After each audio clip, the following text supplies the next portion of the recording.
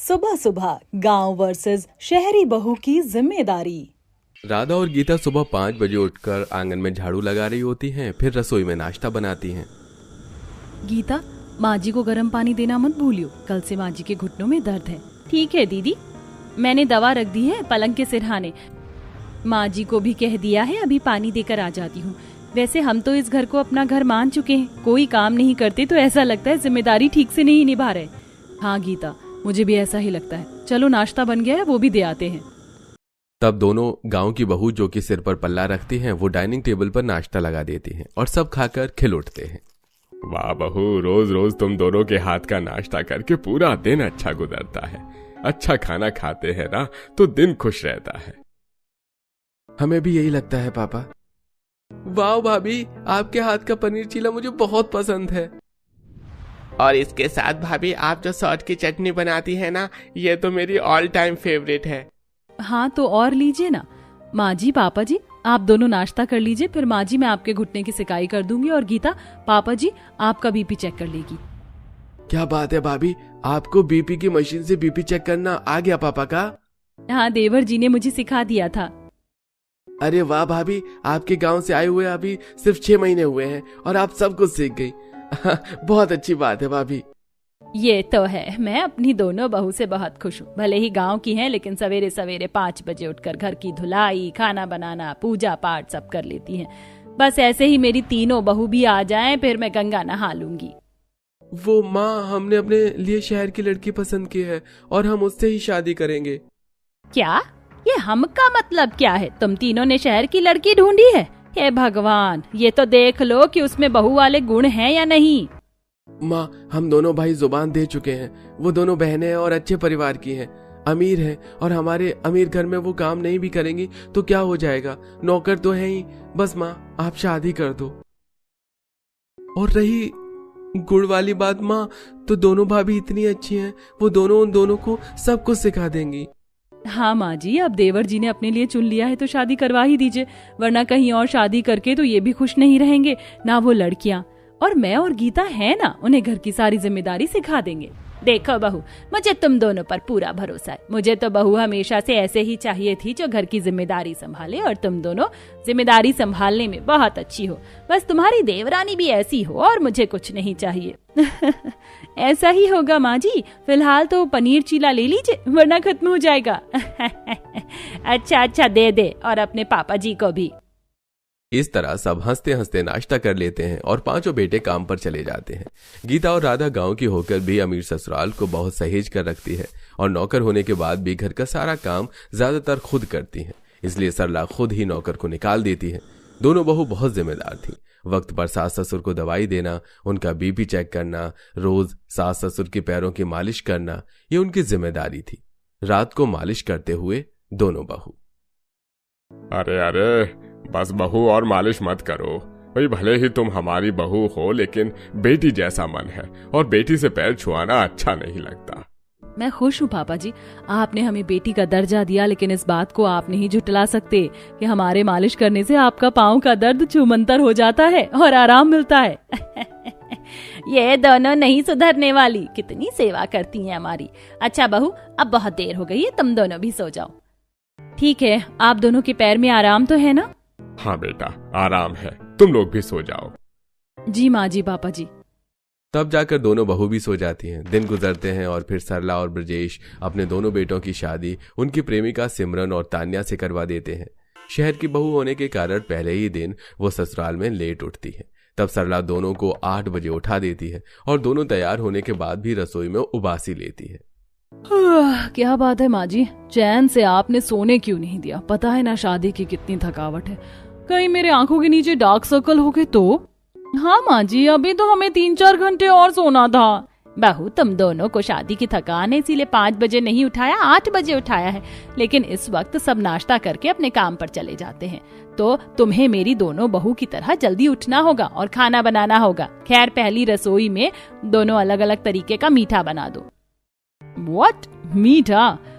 माँ जी, मीठा is poison. आप लोगों को शुगर से दूर रहना चाहिए। वैसे भी बूढ़े लोग हो, और गोविंद बता रहे थे आप लोगों को बीपी की मेडिसिन खानी पड़ती है। बहू, बीपी की मेडिसिन खाते हैं, डायबिटीज की नहीं। तुम अपनी रस्म पूरी करो। ओहो, हमने आज तक किचन में कुछ भी नहीं बनाया सिवाय मैगी के। ये खाना कैसे बनाएंगे? माँ जी घर में नौकर को बुला लीजिए ना। आप लोग इतने अमीर हो, इतना बड़ा ससुराल है, नौकर कर लेंगे ये काम। तान्या, सिमरन, घर की बहू की कुछ जिम्मेदारी होती है, वही जिम्मेदारी ये पहली रसोई है। और चाहे ससुराल कितना भी अमीर क्यों ना हो, जब घर में 4-4 बहू हैं तो माँ जी पापा जी नौकर के हाथ का खाना क्यों खाएंगे? उनकी नई बहू आई है, उन्हें तुम्हारे हाथ का खाना खाना है तो बनाओ, और नहीं आता तो हम बता देंगे, वैसा वैसा करती जाना। देखा तुम्हारी जेठानी कितनी समझदार है, कितने अच्छे से तुम्हें जिम्मेदारी बता दी। चलो अब बना लो।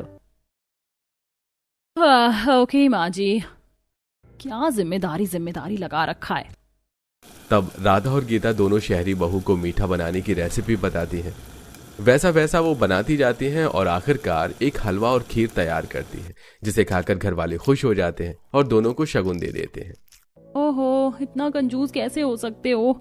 हम क्या करेंगे सिल्वर कॉइन का? कम से कम कोई डायमंड नेकलेस या डायमंड हील्स देते आप। भला ये भी कोई शगुन है? हमारे स्टैंडर्ड के हिसाब से शगुन दीजिए ना। गर्मी में आता नहीं है, फिर भी हम पहली रसोई बनाकर लाए हैं। अरे सिमरन, तुम ये कैसे बोल रही हो? तुम्हें जो चाहिए वो मैं ला कर दूंगा ना। इसे आशीर्वाद समझकर अपने पास रखो। और तुम भी तान्या।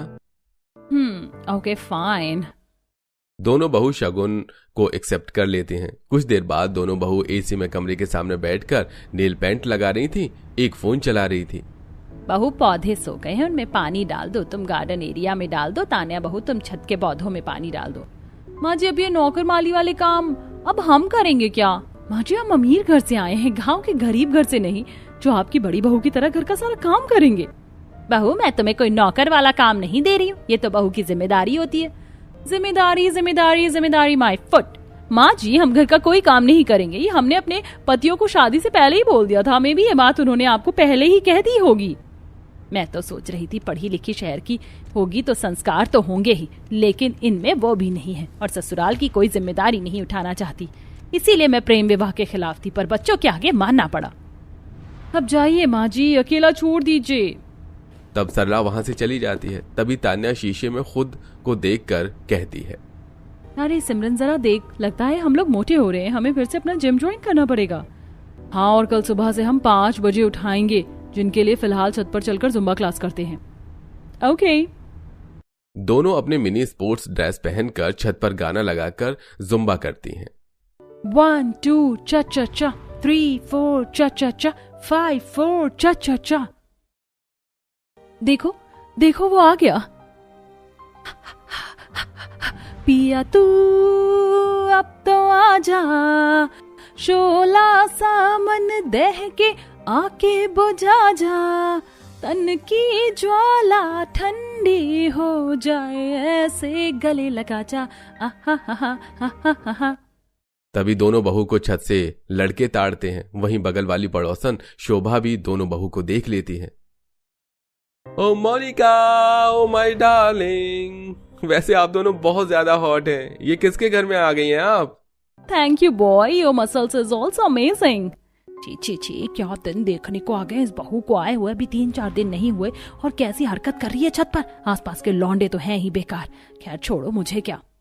अगले दिन दोनों बहू सुबह जल्दी उठकर स्पोर्ट्स ड्रेस में जिम करने चली जाती हैं। वहीं राधा और गीता सुबह आंगन की सफाई कर नहा धोकर तुलसी में जल चढ़ाती है। ओम तुलसी देवी नमः।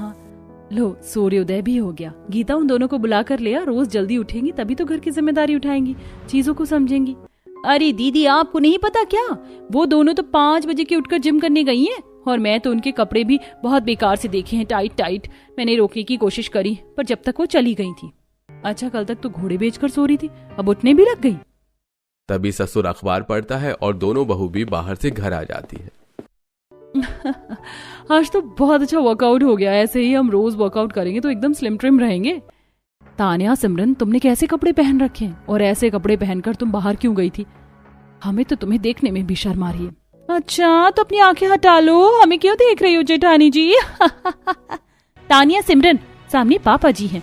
भले ही तुम शहर की हो, लेकिन ऐसे कपड़े पहनकर नहीं जा सकती और अभी तुम्हारी शादी को टाइम भी नहीं हुआ है। बहू, ऐसा क्या है? सरला, तुम ही देखो। ब्रजेश शर्म के मारे कमरे में चला जाता है। तब सरला दोनों बहू को समझाती है, लेकिन दोनों उल्टा बोलकर चली जाती हैं। ऐसे ही दिन गुजरते हैं। दोनों बहू अपनी कोई जिम्मेदारी नहीं समझती। छत पर सेल्फी लेती हैं, जुम्बा और जिम करती हैं। छत के लड़के भी उन्हें ताड़ते हैं, जिनसे वो फ्लर्ट करती हैं। एक तरफ शहर की बहू ससुराल के प्रति अपनी कोई जिम्मेदारी नहीं संभालती, जबकि गांव की बहू वक्त पर खाना देकर, कपड़े धोकर, घर का A to Z काम करके घर संभालती हैं। और गीता ससुर का BP चेक करती है। पापा जी, अब तो आपका BP भी कंट्रोल है, लेकिन फिर भी आपको योगा करनी है। अरे BP तो कंट्रोल है बहू, लेकिन वो दोनों शहर की बहू कंट्रोल में नहीं है। चाय पानी तक भी नहीं पूछती मुझसे। कोई बात नहीं पापा जी, हम दोनों बहू तो अपनी जिम्मेदारी निभाती है ना आपके प्रति। हाँ बहू। घर में सब लोग सुबह नाश्ता करते हैं। तीनों बेटे चले जाते हैं। तब शोभा आती है। अरे शोभा, तू कैसे? वही बताने मैं यहाँ आई हूँ। अरे सरला, जरा अपनी दोनों शहरी बहू को संभाल। कैसे कपड़े पहनकर सुबह जिम करने जाती हैं, इतने टाइट कपड़े, और फिर छत पर पहनकर कमर मटकाती हैं, अजीब से गाने चलाती हैं, और छत के लड़के इन दोनों को छेड़ते हैं। और ये बराबर उन्हें छेड़ती हैं। नई बहू होने की कोई जिम्मेदारी है या नहीं? जब देखो सेल्फी लेंगे। बस गांव की दोनों बहू को ही देखा है, घर की जिम्मेदारी उठाती हैं, सब्जी लेकर आती हैं, रोज सुबह जल्दी उठकर सफाई करती हैं, पर इन दोनों से कुछ नहीं होता। खैर, ये तो तू देख, मैं तो ये बताने आई थी कि कैसे तेरा नाम रोशन कर रही है मोहल्ले में। ये कहकर शोभा चली जाती है। तब सास की एक आवाज पर दोनों बहू आकर खड़ी हो जाती हैं। क्या हुआ माँ जी, क्यों हाइपर हो रही हैं? हाइपर नहीं हो तो क्या करूं? तुम दोनों बहुत अच्छा नाम रोशन कर रही हो, जो कि मुझे पड़ोसी बता रहे हैं। ये ऐसे कपड़े पहनना जरूरी है क्या? मुझे बड़ी बहू ने भी बताया था। मुझे लगा तुम दोनों समझ जाओगी, लेकिन नहीं। अगर जिम करना है तो पूरे कपड़े पहन कर भी तो कर सकती हो ना। ओह प्लीज माँ जी, अब हमें किसमें कंफर्टेबल लगता है आप हमें बताओगी। जिम के जो कपड़े होते हैं वही पहनना चाहिए। अच्छा, मेरे बेटे से प्यार करके शादी करके यहाँ आई हो तो छत पर लड़कों से नैन मटक्का क्यों करती हो? माँ जी, हम कुछ फ्लर्ट वगैरह नहीं कर रहे हैं, वो हमारी तारीफ करते हैं तो हंस लेते हैं हम थोड़ा सा। इसमें चिल्लाकर पूरा घर सर पर उठाने की क्या बात है? आप भले ही अमीर हो, शहर में रहती हो, लेकिन आपकी सोच पिछड़े जमाने की है। बस बहू, एक लफ्ज और नहीं। तुम तो ससुराल की कोई जिम्मेदारी नहीं समझती, ऊपर से सब कुछ अपने मन की करती हो। घर के काम नहीं करने तो कम से कम कायदे में रहो। ओके, हम छत पर नहीं जाएंगे, लेकिन जिम नहीं छोड़ सकते। रहने दीजिए माँ जी, ये दोनों नहीं समझेंगी। दोनों बहू पूरे घर में किसी की बात नहीं सुनती, अपने मन की मर्जी करती हैं। एक दिन सोसाइटी में ट्रेडिशनल डांस प्रतियोगिता होती है, जिस पर्ची में दोनों बहू का हरियाणवी गाना निकलता है और शहर की बहू का कथक के लिए डांस। तब आसपास के लोग, अरे वाह, तेरी दोनों बहू का बहुत अच्छा गाना निकला। अब तो बस कल इनका डांस देखना है। वैसे मेरी बहू पंजाबी गाने पर नाचेगी। अच्छा है, तेरी बहू को तो पंजाबी भी आती है। What the F, dude? हम क्या कथकली करेंगी? मुझे पार्टिसिपेट ही नहीं करना। ऐसे कैसे सिमरन? कल हम पूरी सोसाइटी को अपने डांस का जलवा दिखाएंगे। क्या कहती है? अच्छा, ओके। गीता, हमें हरियाणवी कपड़े और ज्वेलरी लेकर आना होगा और डांस प्रैक्टिस भी करनी है। दीदी, हम आज रात तक सब तैयार कर लेंगे, डोंट वरी। दोनों बहू हरियाणवी कपड़ों की ज्वेलरी की शॉपिंग करती हैं और फिर डांस प्रैक्टिस करती हैं। अगले दिन समिति का डांस शुरू होता है, जहां सबकी बहू अलग अलग प्रकार के नृत्य करती हैं। फिर आती हैं दोनों गांव की संस्कारी बहू, जो हरियाणवी नाचती हैं। बनने ने तेरे लगाए क्यों ना लाडड़ी, बनने ने तेरे लड़ाए क्यों ना लाडड़ी, छड़ छड़ बोले न्यू बोले तेरी तागड़ी, छड़ छड़ बोले न्यू बोले तेरी तागड़ी। अरे वाह, तेरी बहू कितनी हरियाणवी संस्कृति में अच्छी लग रही है। बहुत बढ़िया सरला, तेरी ये दोनों बहू बहुत अच्छी हैं और तरह की जिम्मेदारी भले से उठाना जानती है। ये तो है। और अगला परफॉर्मेंस है सरला जी की दोनों छोटी बहू का। दोनों बहू शॉर्ट ड्रेस में आती हैं। ये देख सबके होश उड़ जाते हैं। जरा जरा touch me touch me touch me, और जरा जरा किस मी किस मी किस मी, और जरा जरा hold me hold me hold me. बिन तेरे सनम इस जहान में बेकरार हम दम ददम ददम। अरे अरे, ये सांस्कृतिक नृत्य समारोह का मजाक क्यों उड़ा रही है सरला? अपनी दोनों बहू को जरा संभाल। दो बिल्कुल सीता गीता और ये दोनों मॉडर्न बेशरम बहू। सिमरन, तान्या, और कितना मजाक बनाओगी हमारे परिवार का? घर चलो यहाँ से।